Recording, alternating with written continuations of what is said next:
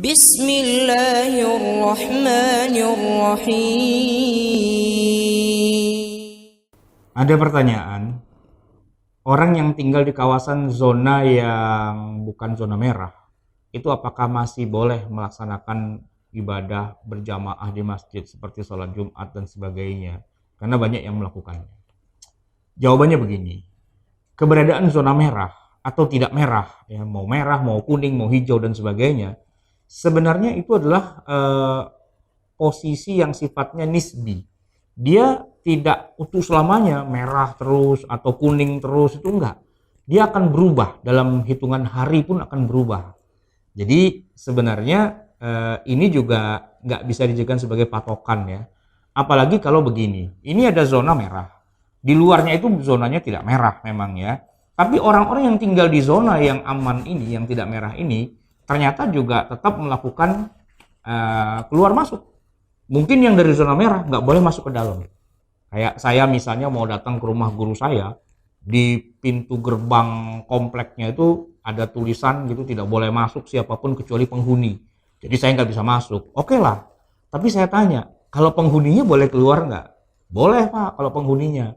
Oh boleh. Terus kalau udah keluar boleh masuk lagi nggak? Boleh. Kan yang punya rumah. Oh gitu. Ya berarti kan orang yang dari luar nggak boleh masuk. Cuman orang dari dalam itu kan keluar, masuk ke zona merah, ya kan? Dia belanja, dia ngapa-ngapain, terus dia masuk lagi ke dalam. Berarti kan dia bawa juga sebenarnya. Nah sehingga antara merah dengan tidak merah ini sebenarnya agak-agak nisbi begitu ya.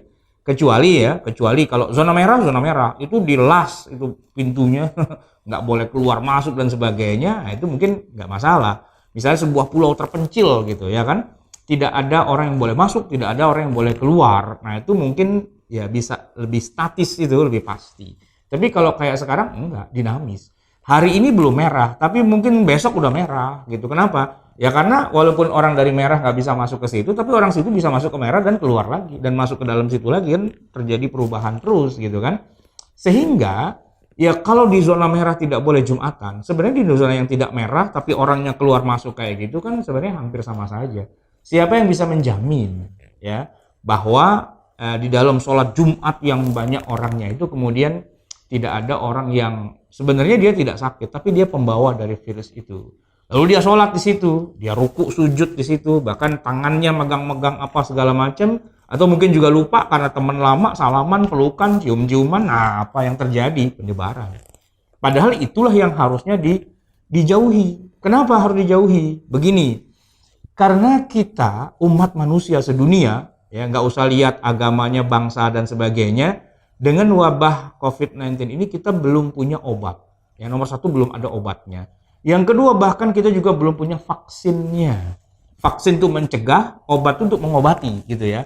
Itu dua-duanya belum ada. Padahal penyebarannya begitu cepat dan resiko kematiannya juga begitu tinggi. Ini sesuatu yang sifatnya madarat. Satu-satunya jalan yang bisa kita lakukan sementara ini, dan itu disepakati oleh para ulama seluruh dunia, adalah mencegah berkumpul biar itu tidak terjadi penyebaran. Nah, salah satu tempat yang paling sering untuk terjadi penyebaran itulah tempat-tempat agama, masjid, gereja, pura dan sebagainya. Itu tempat-tempat yang memang semua orang berkumpul gitu ya, dan disitulah terjadi penyebaran.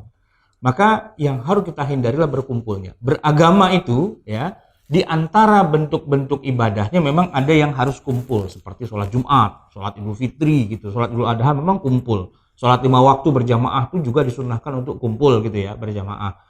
Tapi ingat bahwa agama Islam kita ini luas, nggak cuma sekedar ke masjid doang urusannya.